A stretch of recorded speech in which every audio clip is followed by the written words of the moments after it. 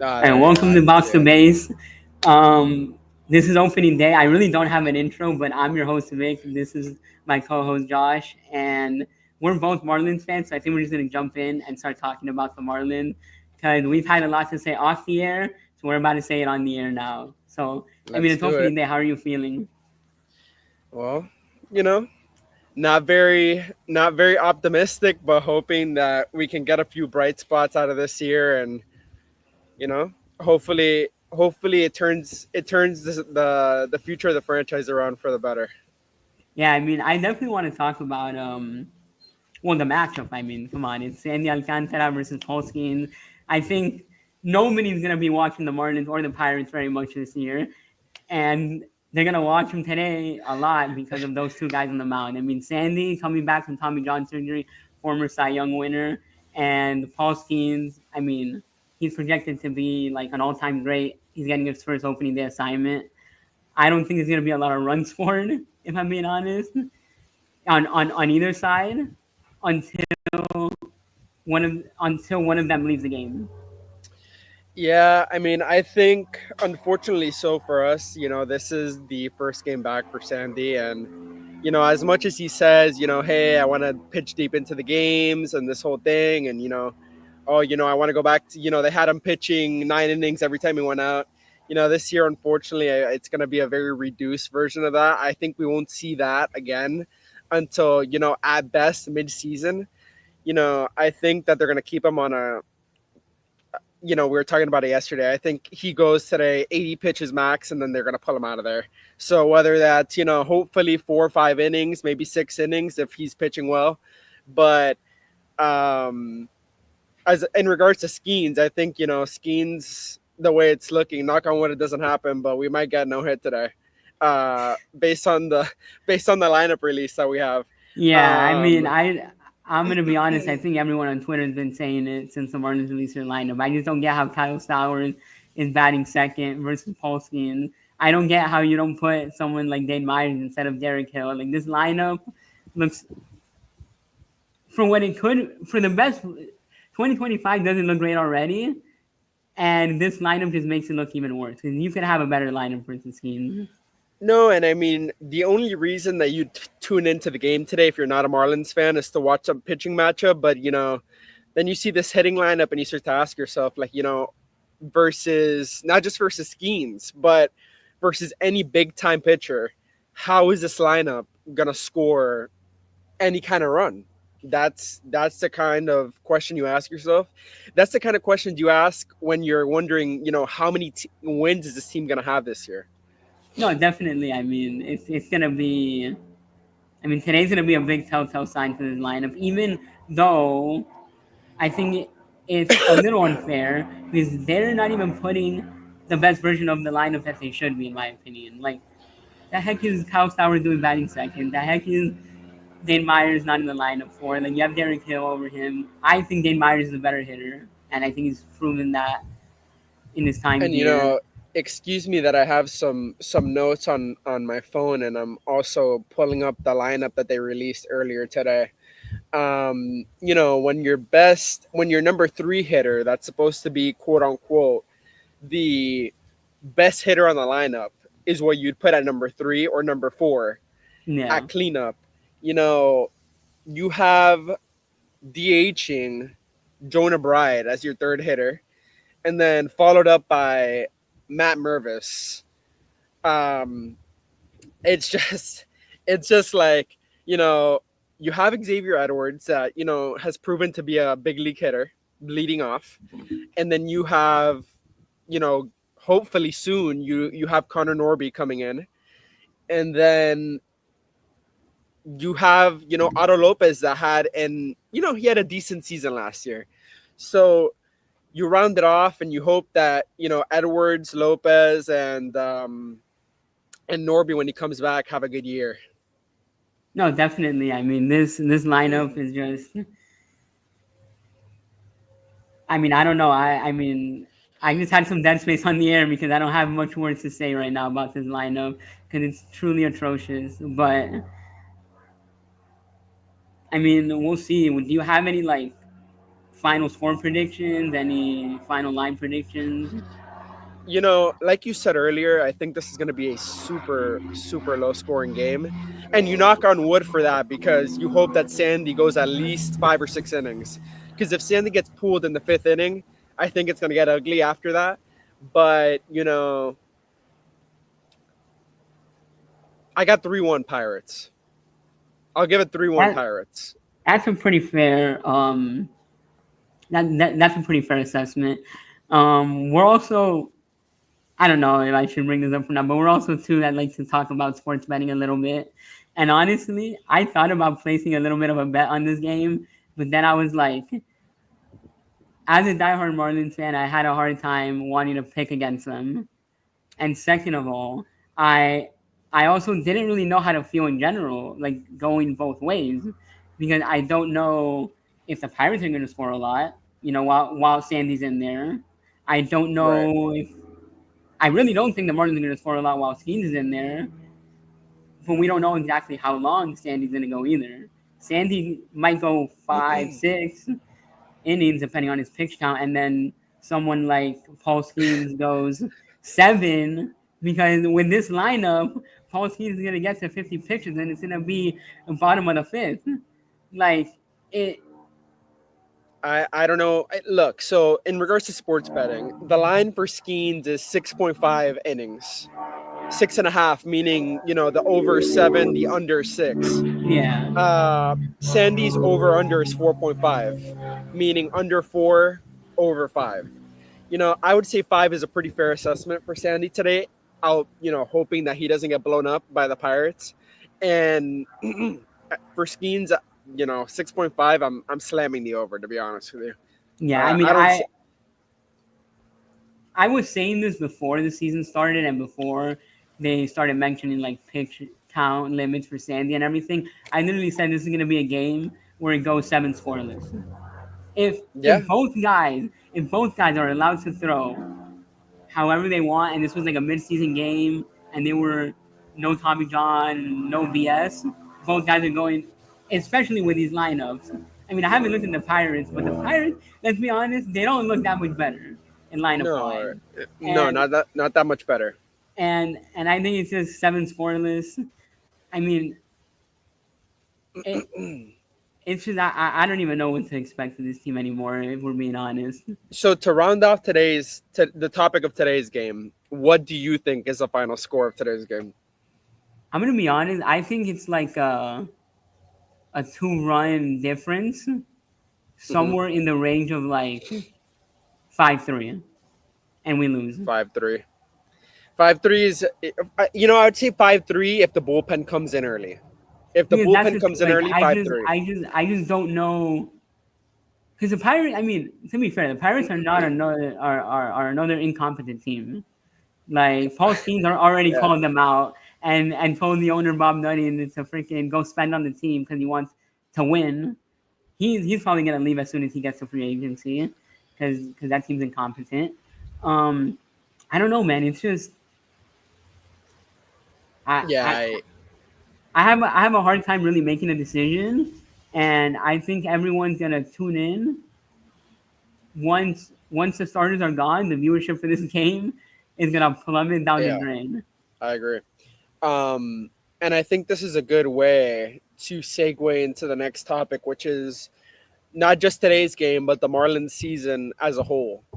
You know, a lot of people like to be, I'd say, cautiously optimistic about the season.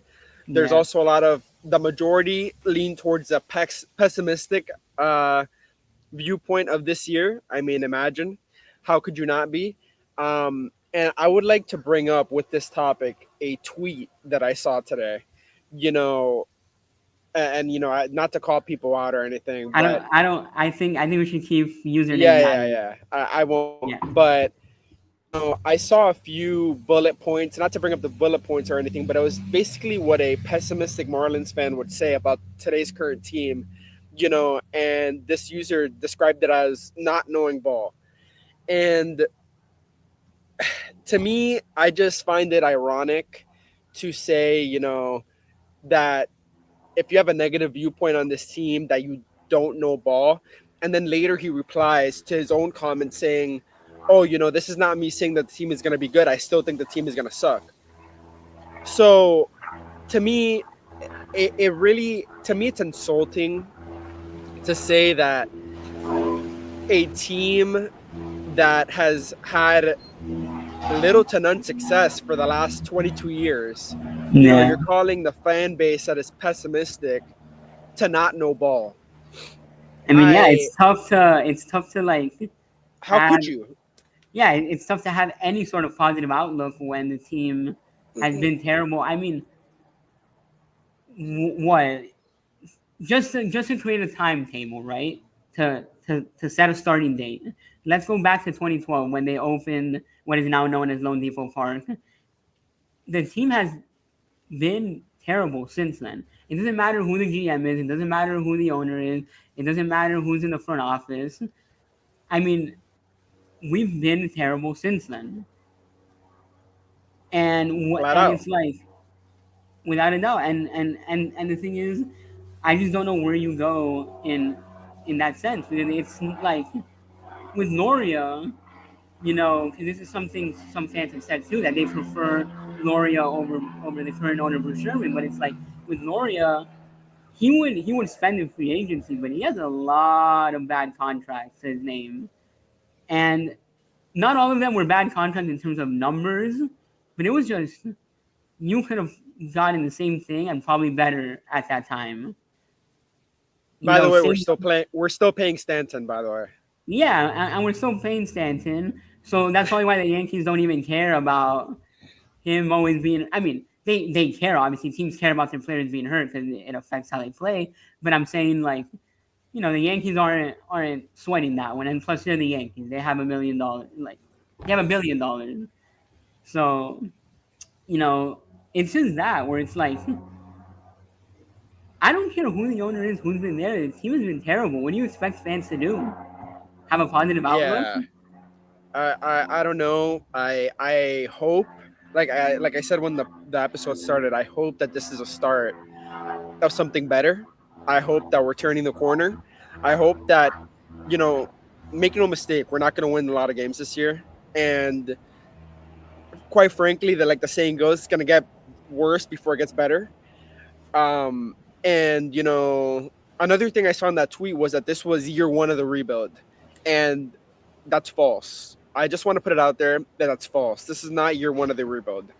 The fire sale started of in April of 2024. So no, this is not year one of the rebuild. This is year two of the rebuild. And if So anything, I mean, it's only the only way you can cut some slack there is if you change the wording and say, well, it's only the beginning because it's only year two of Peter Bendix. sure, Which, which sure, that's I just moving guess. the needle and moving the goalpost for no reason. Yeah, we're moving the goalpost that this is somehow year one of the rebuild when in fact it's not year one. Year two has started already because it's not like this rebuild started mid-season or 3/4 of the way into the season last year. This rebuild started in April. We won 6 games in a row, and Peter Bendix traded away Luis Arias last year, and that's when the rebuild started. Because not shortly after, we started a whole bunch of stuff. We were looking at Jake Berger potentially being the future four spot of this team. He traded away in the offseason. Um, so yes, the initial fire sale spanned over the course of the 2024 season, but he started it in April. So the retooling already started in April of last year. The season was done last year in April.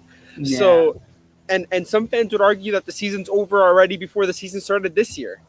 So I I want to remain positive that we're going to turn this around with Bendix, and hopefully that's the case.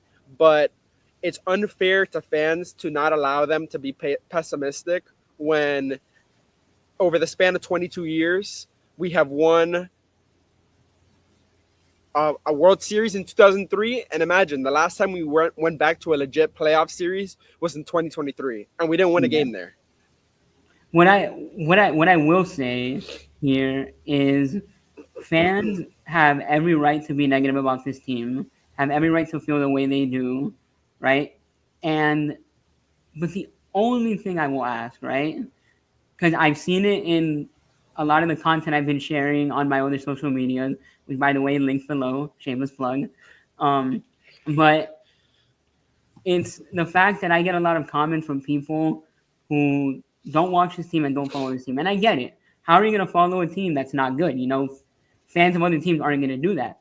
But if you're going to go ahead and comment about this team, either be a fan and know what you're saying, or step aside and don't comment. Because I've gotten some comments where I think I'm gonna straight up say it. I think it's ignorant. Like one of my videos that I made was summarizing a lot of the injuries that the Marlins sustained in spring training, and one of them was Ryan Weathers, and somebody said that Ryan Weathers is.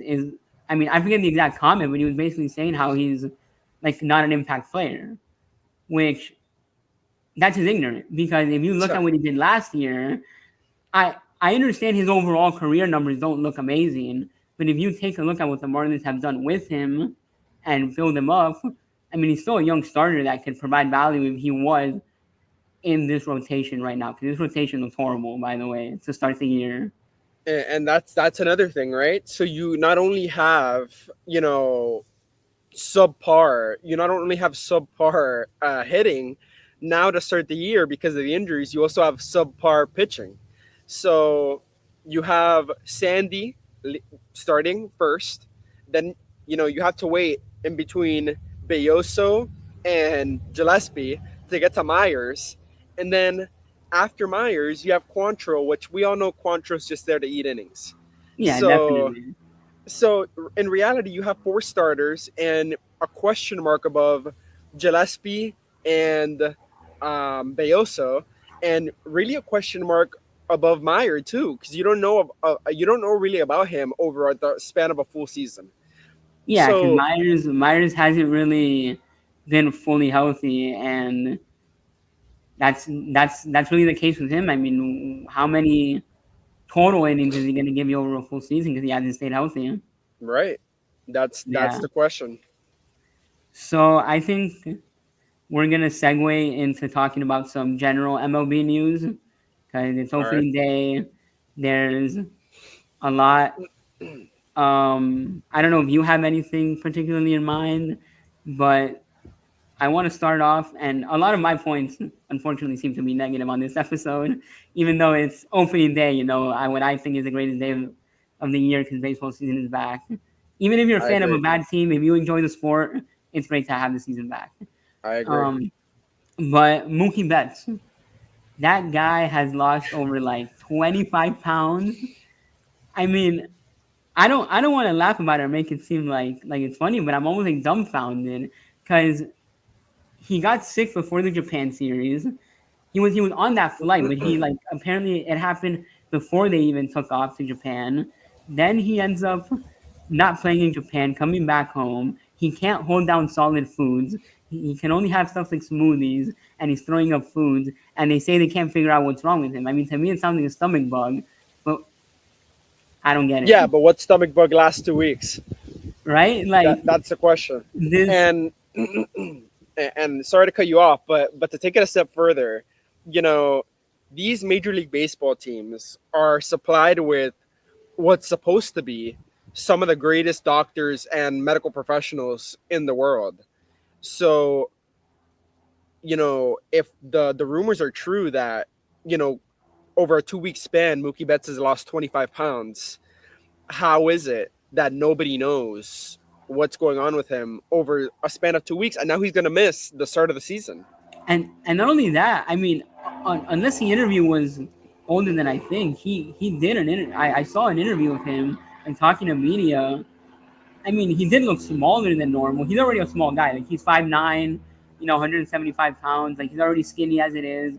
He's Right. not very big and muscular, if you will. Hmm. But it's like he looked smaller than normal, and it's just very odd that the only thing that I found odd about that interview was that he didn't look weak, like standing. He didn't look tired. He didn't look like a skeleton either, So I mean, Right. He didn't. either I saw the interview. yeah, either either he's getting the proper nutrients, whether it's through IV or wherever else, the proper treatment already. Even if it's not like diagnosed, they're at least keeping him hydrated, and so that's keeping him like from literally being bedridden. Or I don't know what, but I think I think Mookie Betts in the last few years with the Dodgers has been very odd because he's a premier player in this league, one of the best players. I mean, I think he already has a Hall of Fame case, and he gets so many random little injuries that like they. I don't know if it's the way the Dodgers Yeah, operate, but they don't seem to like come out and say, "Oh, this is what happened. We're moving on." yeah, I don't get it, and again, this is like a very weird case because in this in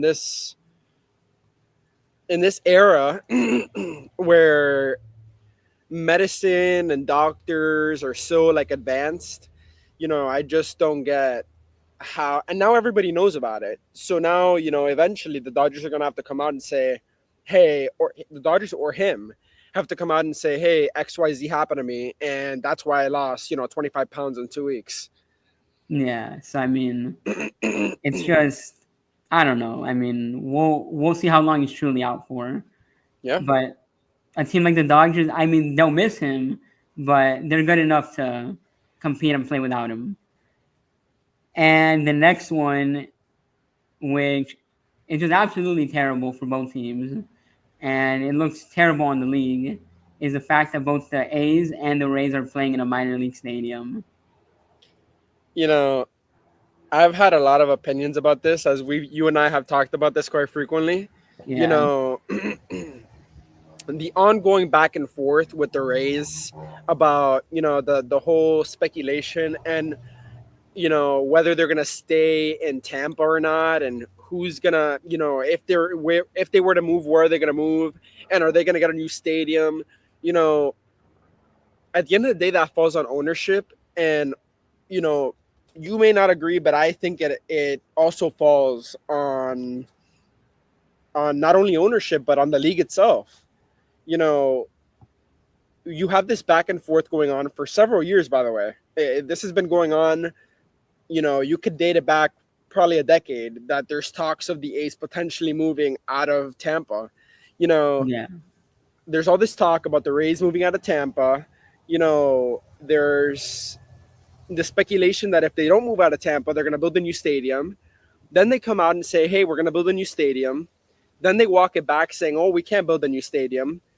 And now the roof of their only stadium gets ripped off by a hurricane. And it's like, hey, you have to play 162 games or 81 games in a minor league stadium.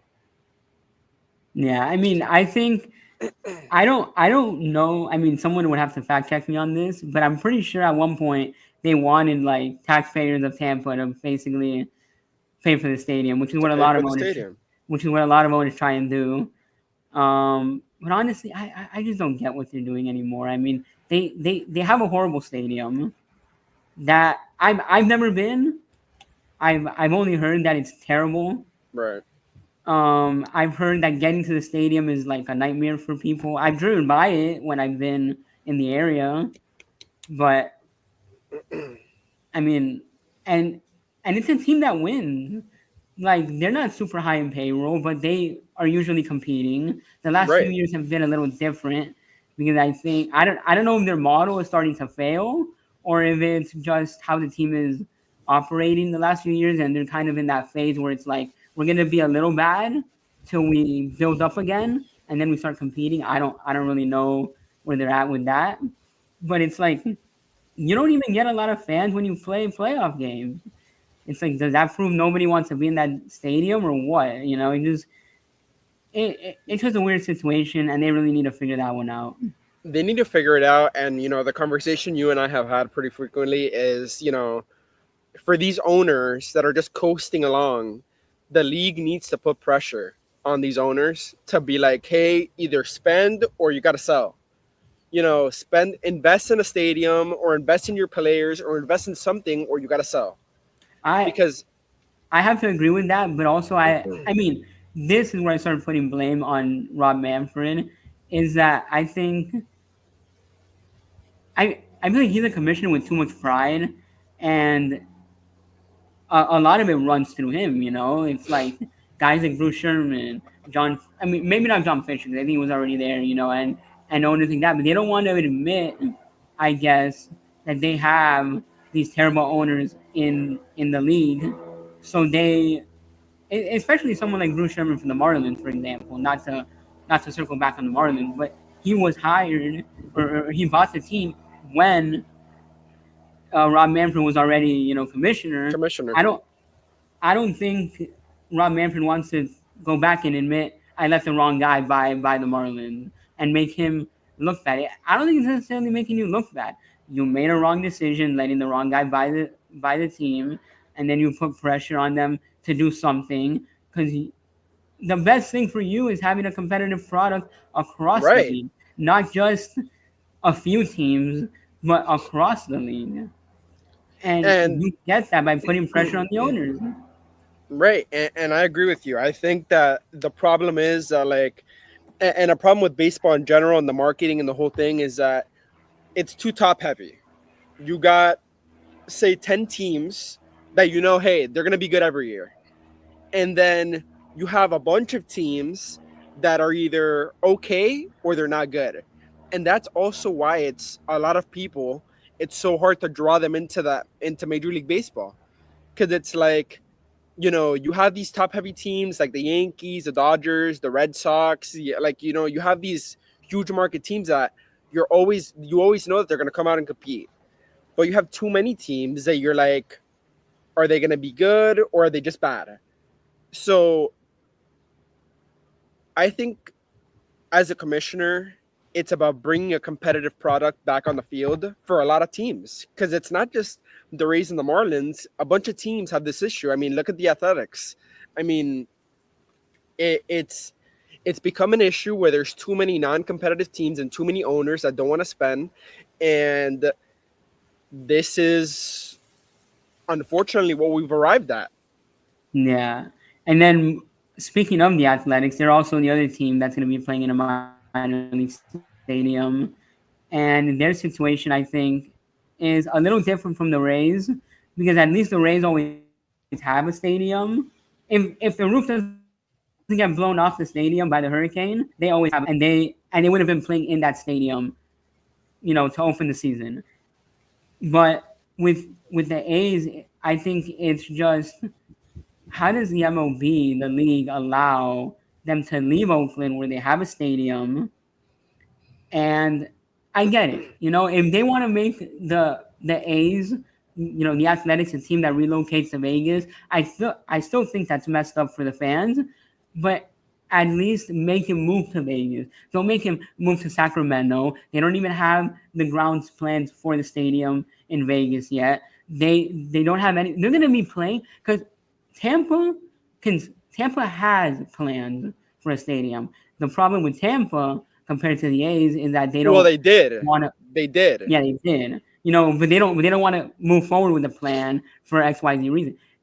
Oakland doesn't even have plans for the stadium. They are going to be stuck playing in Sacramento for God knows how long. Because at least Tampa, they can spend 2025 and part of 2026 putting the roof back on the stadium and go back to Tropicana. The Athletics cannot. Their stadium in Oakland, the Coliseum, is falling apart. It's literally falling apart. You've had raccoons, you've had skunks, you've had God knows what else in the broadcast booth. You've had it's terrible. I mean, it's terrible, and they're gonna be playing in freaking Sacramento.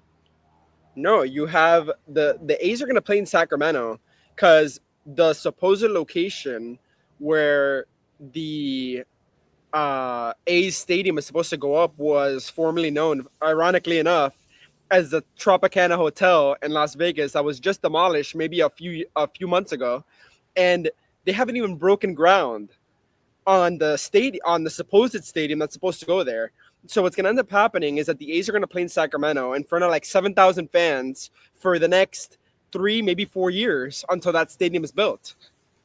And also, what's really scummy and really bad for the A's is that they could have stayed in Oakland until the stadium was ready in Vegas. But John Fisher, all he had to do was renovate the Coliseum. He didn't want to spend the money to renovate the Coliseum. He wanted the city of Oakland to pay for it. Like, I don't. You buy these teams, and you don't want to spend money on them, and you want someone else to spend for you. Buddy, you are billionaires. You you might be on the lower end of the billionaire spectrum, but you're still a billionaire. You might only have 1 billion to your name, but it's still 1 billion. And And spend imagine, on the team. and imagine the the the big picture in all of this is that fine, they left Oakland, right? But now they go to the Coliseum, they go to Sacramento, where it's like, hey, we were getting, they're gonna get what? What's the capacity? I bet you it's less than 10K, less than I mean, 10K in that stadium. it's a minor league stadium that they kind of had to update for Major League play. So let's go Right. So it's 20 if we want to be nice. let's say I would doubt 20. I'm gonna say less than 15K. So less than 15K people are gonna fit in that stadium. Imagine the owner's thinking, well, we're getting less than 15K anyway in the Coliseum. So to him, he's not playing in this huge stadium. He's moving to this minor league stadium for who knows how long, 3, 4 years till this stadium in Vegas gets built. And then he's like, in his mind, it's saving money. He's like, oh, I'm saving money because we're not playing in this big stadium anymore. I get to play in this minor league stadium. And this was the same amount of fans we're getting anyway. So Yeah, who cares? and and on top of that, I mean, I honestly think the Athletics had a good offseason because they spent money. They extended Brent Rooker. They signed Luis Severino. Made some moves here and there. I just think it's kind of scummy that you leave Oakland. You didn't want to spend money while you were on the team in general while you were in Oakland. Kept them at the bottom for so long when they were actually a decent team in the 2010s. Like they would be in the Right. They would playoffs a compete. decent amount and compete. And then now that you switch to a new decade of the 2020s, you make them a bottom barrel team. Leave Oakland, and the minute you leave Oakland, I'm gonna start spending because guess what? When I get to Vegas, I'm gonna have the greatest value and sell the team. I guarantee I would not be shocked. He gets to Vegas, puts the team in there, puts whatever bells and whistle on that stadium. He's probably gonna put a casino in there so everyone can bet, and then he's gonna turn around and be like, "Who wants to buy the team? It's up for sale." Yeah. And the team's going to have great value by then. And the team's gonna have great value by then. And you gutted a team that has a ton of MLB history, by the way, out of Oakland. Like I think I think it's genuinely messed up to take teams away from a fan base. I think, well, the relocation aspect happens in any sport, and it's an unfortunate part of growing the sport and what's good for the sport. That relocation aspect, whether it's baseball, football, basketball, that happens in every sport, and unfortunately for the fans of the team that's leaving out of that city, it sucks, but it's part of it. Um, but what I don't like is Major League Baseball allowing teams to leave without a plan. What would happen? Just an example. What would happen if the Heat moved to the Hurricanes basketball? Right? Hurricanes basketball holds like 7,000 people, and the Heat hold 20,000 people. Yeah. So it's like, oh, we're gonna have the Heat playing in the Hurricanes basketball stadium for 3 years. You don't see that stuff in basketball. You don't see that stuff in football. There's no reason why a professional baseball team should be playing in a minor league stadium. No reason Yeah. for it.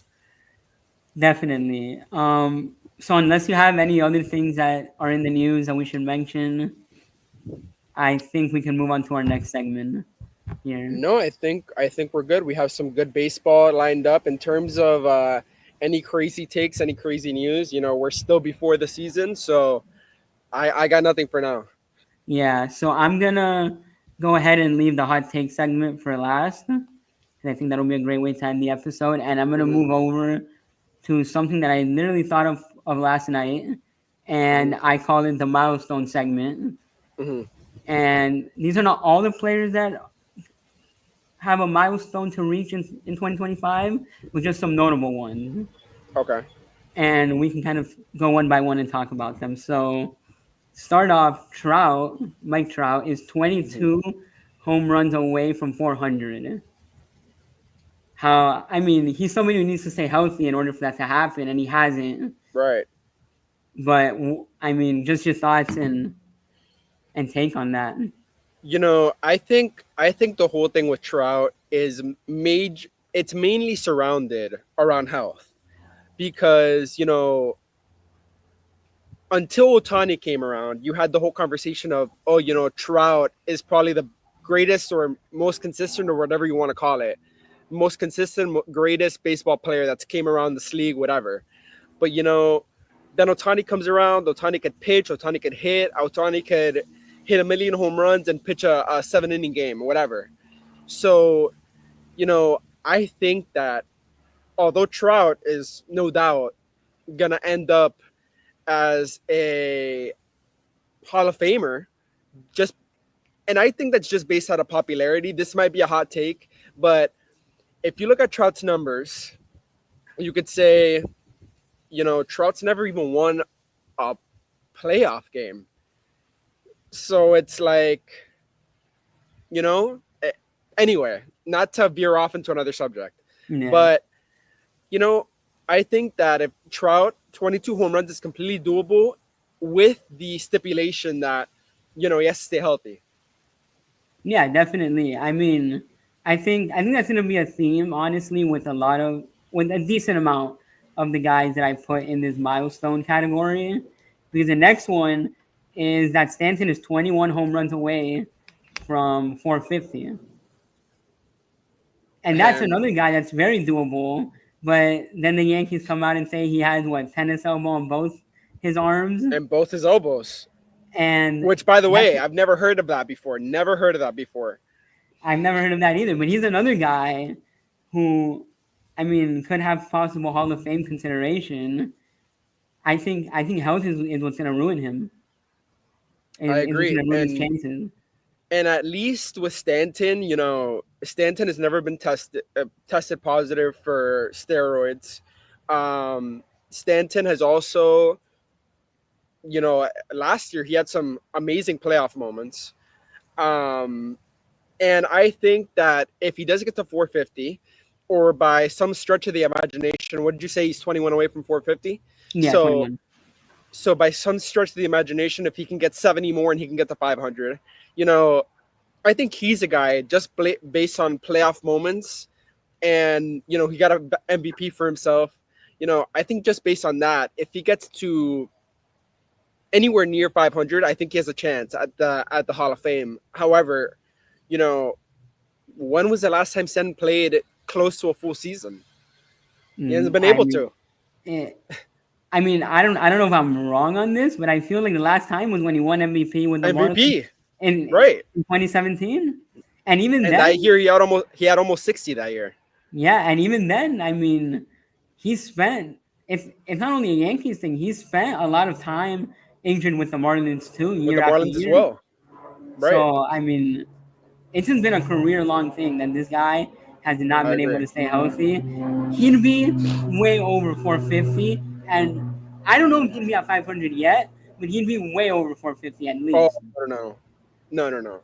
If he had, and we spoke about this actually, um, if he had a more healthy career, he'd be over 500, and in my opinion, closer to 550.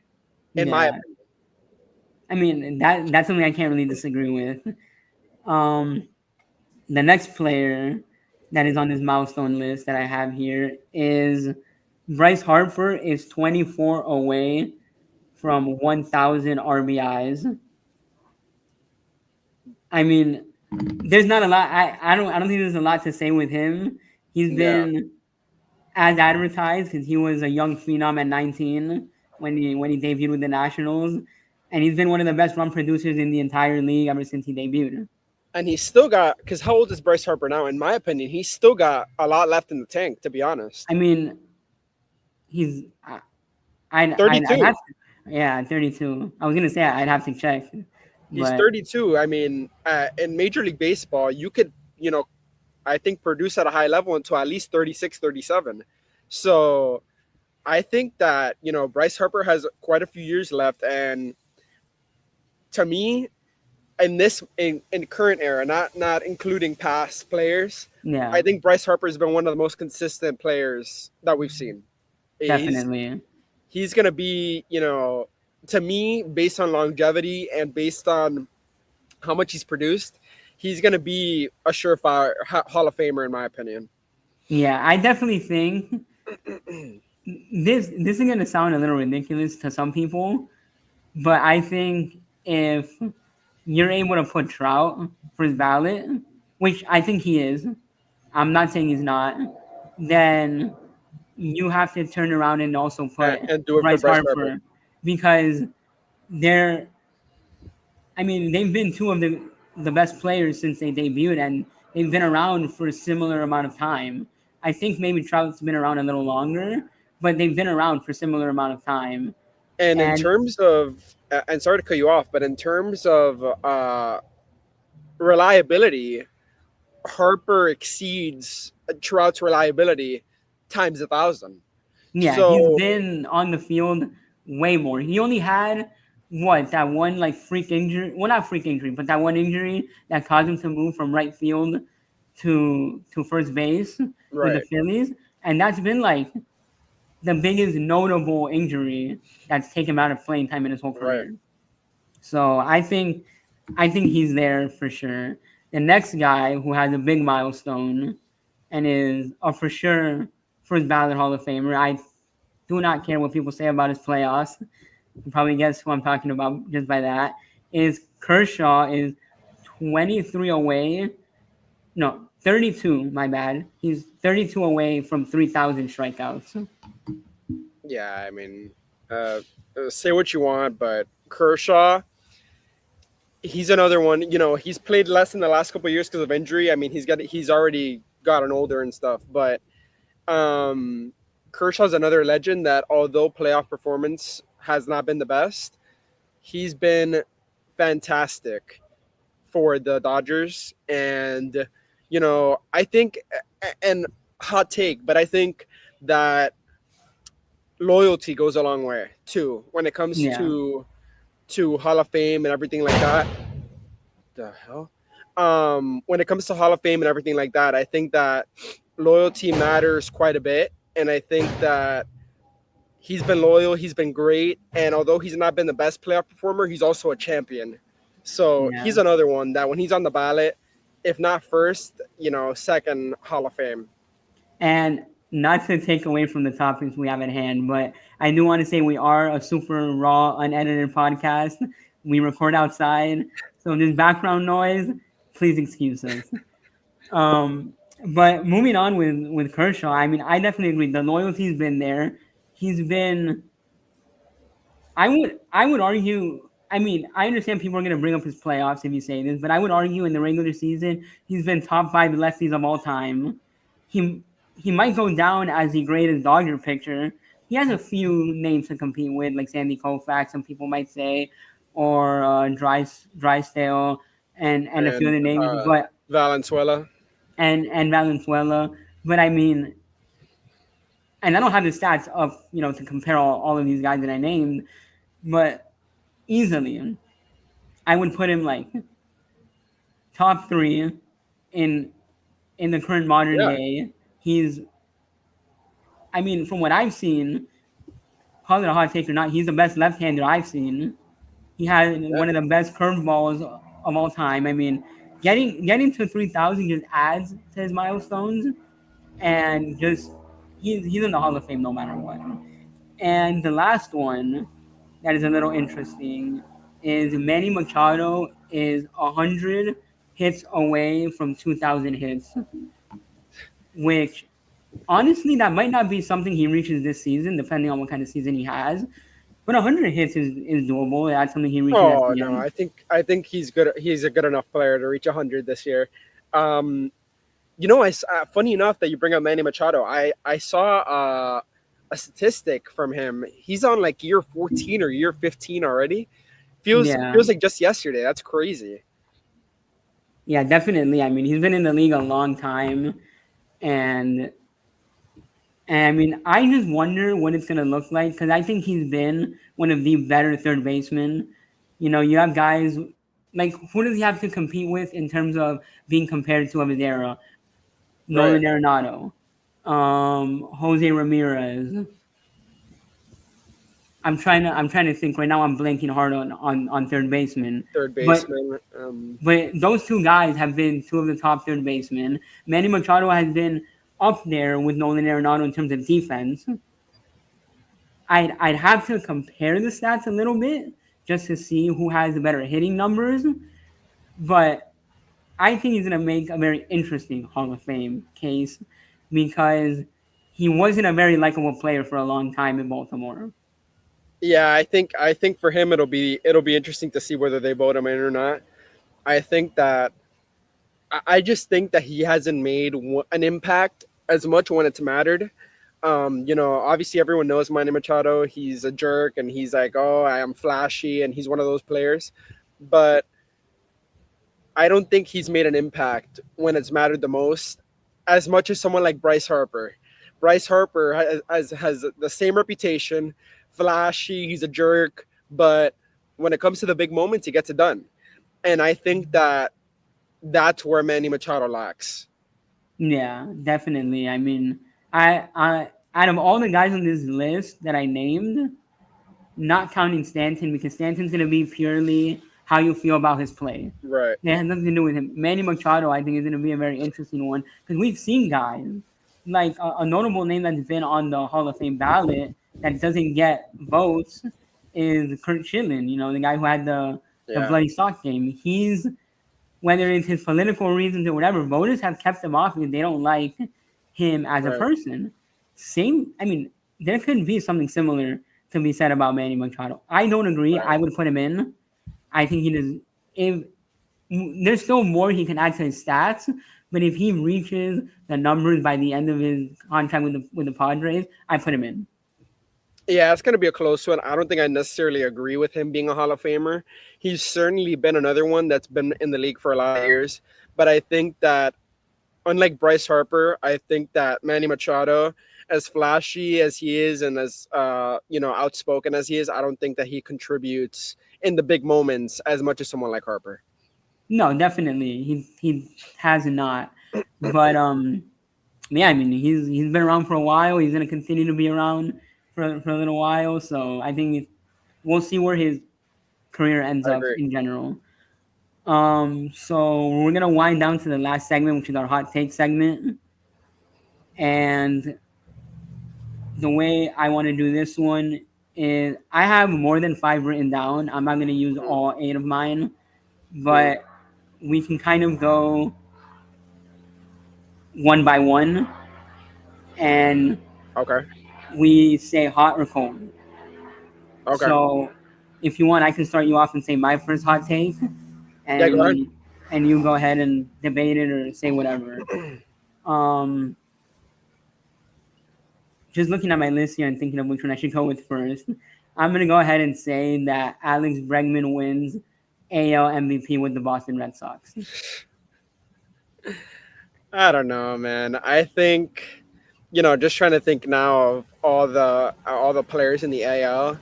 I think Alex Bregman was made to be one of the flashiest signings of the offseason. But when you look at his time in Houston, when did Alex Bregman ever outshine Jose Altuve?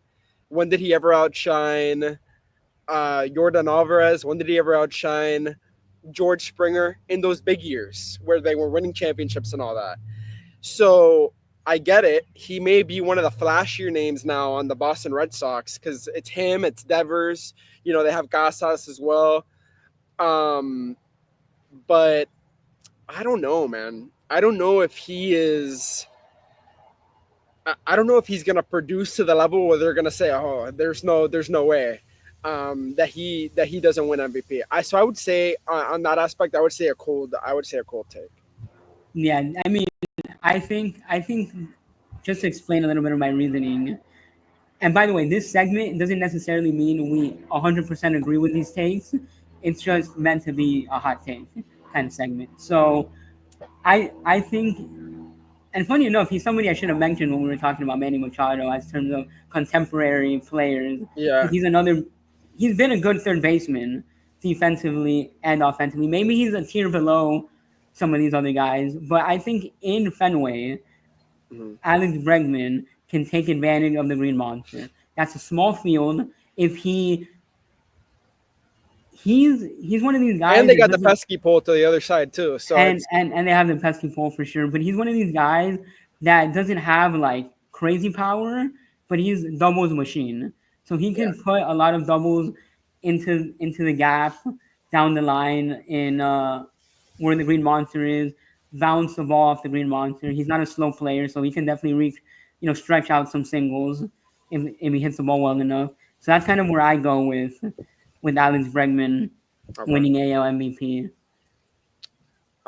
Let me pull up my hot take. Actually, Yeah, I you're mean, gonna like my first one. Because the thing about my first one is that I think that it could legit happen. My first one, talking about the Marlins, was Xavier Edwards. I think could have a chance to compete for the batting title. That was that was my hot take. yeah, I think this might be biased, but I'm gonna call it a cold take because I agree. I don't think anyone's getting burned on the stove by saying that. Um, he has everything. I mean, Yeah, he doesn't have power. Nope, he doesn't have power. He That's like but the he puts one the ball area, in play. but he puts the ball in play, and he has speed. So I think he's able if he's able to take advantage of the gaps in Lone Depot, he can definitely get a lot of doubles. He has speed. I mean, I understand we're talking about just the batting title, so I mean, speed and hitting the ball in the gap doesn't really matter. It just matters about getting hits. But he Right, has those tools. I mean, the speed can maybe help him beat out a couple of plays. Make it a little right. more dicey on the defense. Make them force the issue. He might cause a lot more errors because of the speed. And I'm sorry to correct myself. I meant to say your Bregman take was a hot take. I meant to say that your Bregman was. I said cold, but I meant to say hot. Yeah, Um, no worries there. But definitely, I think that's one where I'm gonna put on my Marlins hat that I'm already wearing, and I'm gonna be a biased homer. He is gonna be, because funny enough, I do have that one written down you too. have that one as well. I have that one as well. So, all right, moving All right, you on can with go with my your next one. next take. I'm gonna go ahead and use this one and say Cole Reagan to wins AL Cy Young Award.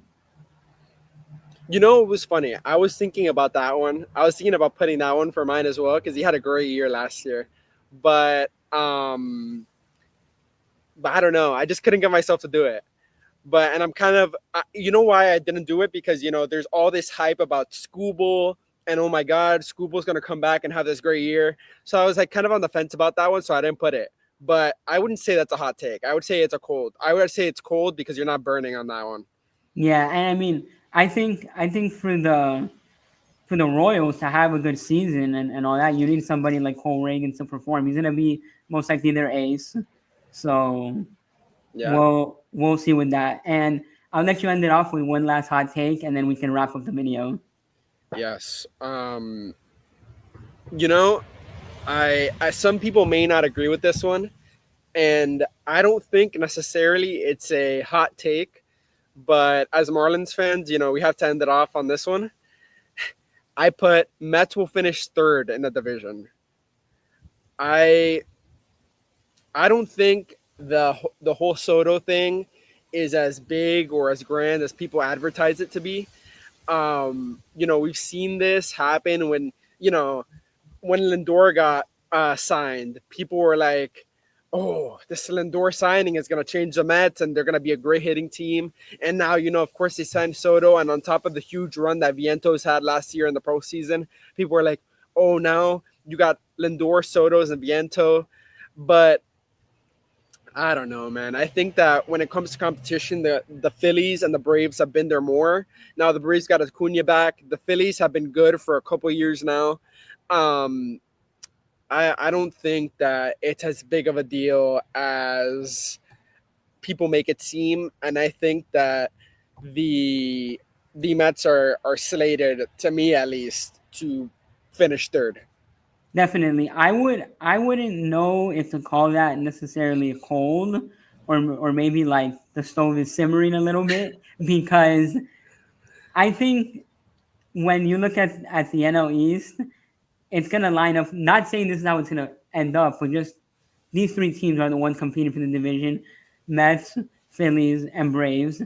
And Right. really, I think it's gonna come down to who gets hot at the right moment and who ends up having the less impactful injuries throughout the season. Right. Because I mean, I think honestly, I'd have to go between Phillies and Braves to win the division.